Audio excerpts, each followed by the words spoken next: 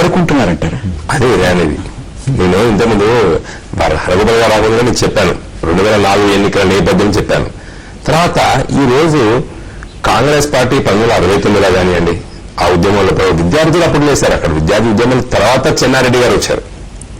చరిత్ర of course మీరు చాలా స్కూల్ గోయింగ్ కిడ్స్ ఆ రోజు. అయితే ఈ చరిత్ర చదువుతున్న ఒక అర్థమైందంటే డెఫినెట్ గా అంటే కాంగ్రెస్ పార్టీ దాని అవసరం ఉన్నప్పుడు ఇస్తుంది అనేది ధ్వనిస్తున్నది ఇప్పుడు రాంబాబు గారి దాంట్లో. నాకు ఇప్పుడు దేశంలో ఉన్న సమస్యలనే కానీ దేశంలో సమస్యలు నీకు శాస్త్రీయ పరంగా నువ్వు ఆలోచించాలి. ఇవాళ తెలంగాణ రాష్ట్రం చిన్న రాష్ట్రం ఉంటుంది, అది కూడా తప్పండి. తెలంగాణ రాష్ట్రం 10 జిల్లాలు వెస్ట్ బెంగాల్ కంటే పెద్దయండి. చాలా మంది ఒడిశా కన్నా పెద్దది, కేరళ కన్నా పెద్దది. వెస్ట్ బెంగాల్ 88,000 చదరపు కిలోమీటర్లు, తెలంగాణ 1,12,000 చదరపు కిలోమీటర్లు. Telangana is not a small state. అచ్చా అనుకోండి, రాయలసీమ చర్చ పెడుతున్నారండి. అసలు స్టాటస్ కో యాంటీ అండి. ఇప్పుడు ఆంధ్ర స్టేట్ ఉంది కదా, ఇప్పుడు ఆంధ్ర స్టేట్ అనేది లేక ఏదో కొత్తగా ఇది దీని ఏమంటారు ముక్కలు. అసలు ముక్కలు అనే పదమే కరెక్ట్ కాదండి. ముక్కలు ఎట్లవుతుంది? ఆంధ్ర రాష్ట్రంలో ఒక రాష్ట్రంగా ఉండే 1953 నుండి 1950 వరకు there was a state by name Andhra state. అందుకోసం ఇప్పుడు ఢిల్లీలో మనం వెళ్తే యూఆర్ ఫ్రమ్ ఆంధ్ర అంటారు. పాపం ఎందుకంటే వాళ్ళకి ఆ రోజు ఆంధ్ర స్టేట్ గుర్తుంటుంది, సీనియర్ లీడర్ కదా, అట్లే వస్తున్నది. ఆంధ్రప్రదేశ్ అనే మాట కూడా రాదు ఎక్కువ. ఒకసారి నాకు రాంబాబు గారు కూడా అదే చర్చ జరిగింది ఒక వేరే టీవీ ఛానల్లో. ఆంధ్ర స్టేట్ అనేది ఒకటి ఉండే, రాయలసీమ అనేటువంటి విషయం ముందుకు రావడం వెనకాల కూడా కొంత గందరగోళం సృష్టించేటటువంటి ఆలోచన ఉందంటారా? గందరగోళం కాదు, only to dilute the issue of Telangana.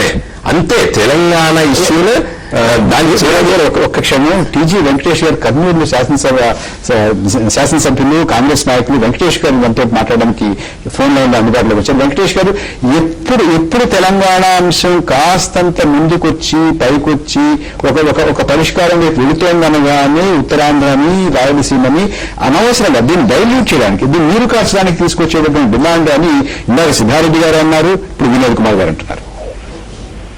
అంటే డైల్యూట్ క్వశ్చన్ లేదండి. ఇక్కడ సబ్జెక్ట్ ఏమంటే రాయలసీమ ప్రాంతంలో రాజధాని ఉన్నది. అది శ్రీబాగ్ ఒప్పందం ప్రకారం రాయలసీమ ప్రాంతంలో రాజధానిగా ఏర్పాటు జరిగింది ఆంధ్ర రాష్ట్ర అవతరణ అయిన తర్వాత. ఆంధ్రప్రదేశ్ అని హైదరాబాద్ తెలంగాణతో ఆంధ్ర రాష్ట్రం కలిసినప్పుడు ఆంధ్రప్రదేశ్ కావటం, కర్నూలు రాజధాని హైదరాబాద్ పోవటం జరిగింది. ఎవరినైనా అడగండి, ఎంత పనికిరాని వాడిని అడిగినా రాజధాని ఎక్కడ ఉంటే అది డెవలప్ అవుతుందంటారా లేదా మీరే కనుక్కోండి. సో ఎవరిని అడిగినా అది చెప్తారు, అది డెవలప్ అయింది.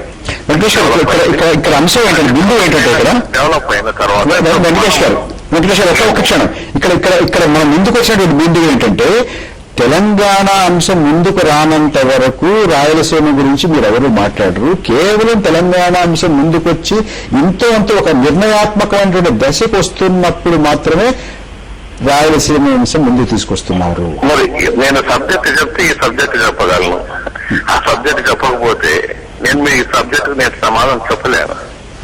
సో మేము సమైక్య ఆంధ్ర కోసము, ఆంధ్రప్రదేశ్ కోసం, తెలుగు మాట్లాడే వాళ్ళు అందరి కోసం అందరూ ఒకటిగా ఉండాలని రాజధాని పోగొట్టుకున్నాం. ఎవరన్నా పిచ్చి వాళ్ళని పోగొట్టుకునేదానికి తెలుగు మాట్లాడే వాళ్ళంతా ఒకటిగా ఉండాలని సాక్రిఫైస్ చేస్తాము. ఈ రోజు సపరేట్ అవుతామంటే మరి ఇప్పుడు మా ప్రాంతంలో రాజధాని పెట్టండి, ఇది మీకు క్వశ్చన్ చేయటం లేదనుకోండి. మేము క్వశ్చన్ చేస్తుండేది డివిజన్ చేసేవాళ్ళం. డివిజన్ అంటే సపరేట్, ఇప్పుడు తెలంగాణ సపరేట్ అవుతుంది అంటున్నారు. మా పరిస్థితి ఏమైనా అడిగేది తప్పు ఉందా అండి? అంటే మేము ఆంధ్ర రాష్ట్రంలో కలిసి ఉంటే మరీ అదే బతుకు మేము బతకలేము. రేపు పొద్దున అక్కడ రాజధాని పెడతారా, మా ప్రాంతంలో రాజధాని పెడతారా, క్లారిటీ ఉండాలి కదండి.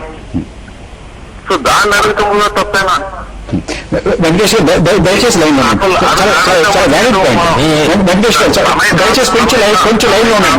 వచ్చి చేరాము, ఇప్పుడు బయట పోతామంటారు మీరు. ఓకే, బయట పోయినప్పుడు మా పరిస్థితి అడగటం తప్ప అండి. వెంకటేష్ గారు దయచేసి ఒక్క క్షణం లైన్ లో ఉండండి. హరిగోపాల్ గారు చాలా వ్యాలిడ్ పాయింట్. అంటే ఇందాక మీరు అనుకున్నారు కదా, కొంచెం మించి వెంకటేష్ గారు ఒక కొత్త బిల్లుని తీసుకొచ్చారు. ఇది కేవలం గందరగోళం పరచడానికి లేకపోతే నీరు కాచడానికి కాదు. మాకున్నటువంటి రాజధాని నగరాన్ని ఇచ్చాము, మేము దాన్ని త్యాగం చేసాము. ఎందుకంటే రాజధాని ఎక్కడుంటే అక్కడ అభివృద్ధి జరిగేటువంటిది. అయితే ఆ రాజధాని మాకు అది కాకుండా పోయిన తర్వాత మేము ఎందుకైతే ఇచ్చేసామో ఆ రకమైన ఆ లక్ష్యం నెరవేరనప్పుడు మరి మా పరిస్థితి ఏమిటి, మేము విడిపోతామని అంటున్నాను. అంటే క్వశ్చన్ ఏమిటంటే తెలంగాణ ఆకాంక్ష బలంగా చాలా కాలంగా ఉంది. ఇప్పుడు టీజీ వెంకటేష్ గారు కాంగ్రెస్ పార్టీలో జాయిన్ అయ్యి మొన్న కాంటెస్ట్ చేశారు. వారు రాయలసీమ గురించి మాట్లాడుతున్నారు. ఎన్నికల్లో కాంగ్రెస్ పార్టీ తెలంగాణ అంశాన్ని ప్రస్తావించినప్పుడు ఆయన స్పష్టంగా తెలంగాణ ఏర్పడితే రాయలసీమ రాష్ట్రం కూడా ఏర్పడుతుంది, లేకపోతే కలిసి ఉంటాము, కాంగ్రెస్ పార్టీ సమైక్య రాష్ట్రానికన్నా కట్టుబడి ఉండాలి, 3 రాష్ట్రాలు కావాలి, ఈయన వాదించాలి. ఎన్నికల్లో చెప్పలేదు కాబట్టి ఇప్పుడు చెప్పకూడదు. ఎందుకు నేనంటానంటే ప్రజల దగ్గరికి మీరే అన్నారు అసలు ఎన్నికల్లో సంబంధం లేదు. రాసేవాళ్ళ ఎన్నికల్లో వచ్చేటువంటి ప్రక్రియ, ఎన్నికల్లో వచ్చేటువంటి నిర్ణయాలు, ఎన్నికల్లో వచ్చేటువంటి నిష్కర్షకి ప్రజల్లో ఉన్నటువంటి భావోద్వేగానికి సంబంధం ఉండాల్సినటువంటి అవసరం లేదు. మీరు అవును అన్నప్పుడు వెంకటేష్ గారికి తెలుసు కదా ప్రజల్లో బలంగా ఆకాంక్ష ఉందని. ఆ మాత్రం రాజకీయాల వాళ్ళకి తెలియాలి కదా. తెలంగాణ అనేది ఇప్పుడు ఆయన కూడా రాయలసీమ గురించి డిమాండ్ చేస్తూ చాలా కాలంగా రాయలసీమ గురించి మాట్లాడినప్పుడు ఇంత బలంగా ఆకాంక్ష ఉన్నప్పుడు ఎప్పుడో ఒకసారి ఇది ఉద్యమ రూపం తీసుకుంటుంది, తెలంగాణ వేరుపడక తప్పదు అనేటువంటి ఒక అవగాహన రాజకీయ పార్టీలో ఉన్నప్పుడు ఉండాలి. రెండవది ఏంటంటే రాయలసీమ వాళ్ళకి కోస్తాంధ్ర నుంచి భయం వాళ్ళకి మొదటి నుంచి ఉంది. ఆంధ్ర రాష్ట్రము అంటే ఏర్పడేప్పటి నుంచి కూడా శ్రీబాగ్ ఫ్యాక్టరీ దగ్గర నుంచి మీకు రాయలసీమ వాళ్ళు ఆంధ్ర విశ్వవిద్యాలయం గురించి కానివ్వండి, క్యాపిటల్ సిటీ గురించి కానివ్వండి, అప్పుడు కోస్తాంధ్ర వాళ్ళు నిజానికి గుంటూరు విజయవాడ మధ్యన పెట్టవలసినటువంటి క్యాపిటల్ సిటీని వాళ్ళు రాయలసీమలో పెట్టారు. త్యాగం వాళ్ళు చేసి ఉండొచ్చు కానీ వీలు కాదు. అంటే అప్పుడు కాంప్రమైజ్ కోరటని. అప్పుడు కనుక త్యాగం ఎవరు చేశారు? ఇప్పుడు మీరు ఆంధ్రప్రదేశ్ రాష్ట్రం కావాలని జెంటిల్మెన్ అగ్రిమెంట్ చేసుకున్నప్పుడు టీజీ వెంకటేష్ గారు స్పష్టంగా ఒకటి అర్థం చేసుకుంటే 1956లో జెంటిల్మెన్ అగ్రిమెంట్ లో తెలంగాణలోని భూములు ఎవరు కొనడానికి వీల్లేదు. తెలంగాణ డెవలప్మెంట్ కౌన్సిల్ యొక్క అంగీకారం లేకుండా, అనుమతి లేకుండా తెలంగాణ భూములు ఎవరు కొనడానికి వీల్లేదు. అప్పుడు ఏం చేశారండి? అటువంటి జెంటిల్మెన్ అగ్రిమెంట్ ఎందుకు అంగీకరించారు? అంగీకరించిన తర్వాత దాన్ని వైలేట్ చేస్తే ప్రజలు దాని గురించి ఏమనుకుంటారు? ఇప్పుడు వారు చెబుతున్నటువంటి వాదన సరైన వాదన కాదు. వాదన అంటే ఏమంటే ఆ క్యాపిటల్ సిటీని సాక్రిఫైస్ చేశామంటే అందులో ఏం బలం లేదు. త్యాగం చేసినప్పుడు హైదరాబాద్ నగరంలో మీకు హక్కులు ఉండవు, ఇక్కడ భూములు కొనడానికి వీలు లేదంటే దానికి ఎందుకు అంగీకరించారని నేను అంటున్నాను. వినోద్ గారు, ఇప్పుడు టీజీ వెంకటేష్ గారు ఆంధ్ర రాష్ట్రానికి మా కర్నూలు క్యాపిటల్ ఉండే, అయితే ఆంధ్రప్రదేశ్ రాష్ట్రం ఏర్పడేటప్పుడు హైదరాబాద్ కు మార్చబడ్డది. కాబట్టి మా కర్నూలు రాజధానిని పోగొట్టుకున్నాం, అభివృద్ధి కాలేకపోయాం అన్నారు కదండి. టీజీ వెంకటేశ్వర గారికి కొత్తగా చెప్పాల్సిన అవసరం లేదు. చరిత్ర కూడా వారు కూడా చదివి ఉండొచ్చు, ఎందుకంటే రాయలసీమ మీద చాలా బాగా మాట్లాడతారు. ఆనాటి పత్రికలు చూద్దాం మనం. 1955, 56, 54లో ఉన్న పత్రికలు ప్రొఫెసర్ జయశంకర్ గారు ఒక చిన్న బుక్లెట్ కూడా రాస్తారు. అంటే ఆ పత్రికల యొక్క సారాంశం కాదు, ఆ డేట్ తో సహా ప్రింట్ చేస్తారు. ఆ రోజు వాళ్ళు బాధపడ్డారండి.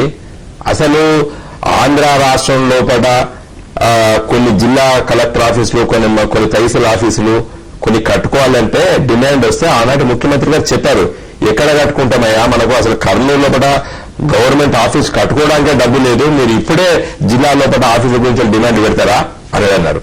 తర్వాత వాళ్ళు అప్పటి వరకే వాళ్ళకి ఒక అభిప్రాయం వచ్చింది, తెలంగాణ ప్రాంతం కలవని చెప్పి అప్పటి వరకే డిమాండ్ వ్యతిరేకిస్తున్నారు కదా. 52 నుండి 56 వరకు తెలంగాణ ప్రజలు వ్యతిరేకించారు ఆంధ్రతో కలవమని. ఆ సందర్భంలో కొన్ని సందర్భంలో ఇప్పుడు జరుగుతున్నటువంటి తతంగం లాగానే ఒకసారి అవునని ఒకసారి కాదని, ఆ సందర్భంలో ఆనాటి ముఖ్యమంత్రి గారు చెప్పారు, ఇప్పుడు రాకపోతే మనకి ఎప్పుడు రాదని. అప్పుడు సంజయ్ ఉప ముఖ్యమంత్రి గారు ఉండే ఆంధ్ర రాష్ట్రానికి. వారు చెప్తున్నారు, హైదరాబాద్ తెలంగాణ అనేటువంటి రాష్ట్రం ఒకటి ఆవిర్భవించి మళ్ళీ 1962 ఎన్నికల్లో తెలంగాణ ప్రాంత శాసనసభ్యులు శాసనసభలో తీర్మానం చేసి మేము ఆంధ్ర రాష్ట్రంతో కలుస్తాము అంటేనే ఆంధ్రప్రదేశ్ ఏర్పడాలని చెప్పి ఫజల్ అలీ కమిషన్ లో రిపోర్ట్ లో పొందుపరిచారు. ఆ విధంగా మనం ఒప్పుకుంటే అసలు ఎప్పుడు మనకు రాదు హైదరాబాద్ నగరం, మనకి ఎప్పుడు రాజధాని నగరం కాదు అని చెప్పి బాధపడ్డారు వాళ్ళు. అయితే పరిస్థితి వాళ్ళు కించపడిన కాదు. ఇప్పుడు మనం మొత్తం భారతీయులు అండి. ఫస్ట్ తెలంగాణ ప్రాంతం అయినప్పుడు కూడా మొత్తం ఫస్ట్ గా ఇండియన్స్. కాబట్టి డెఫినెట్ గా టీజీ వెంకటేష్ గారికి వారు అడగడంలో తప్పు లేదు. రేపు ఆంధ్ర రాష్ట్రంలో కూడా మా వెనకబడ్డ రాయలసీమలో కూడా రాజధాని ఉండాలి. టీవీ ఛానల్లో ఉదయం చూశాను, తిరుపతిలో కావాలండి వెంకటేష్ గారు. చెప్పండి.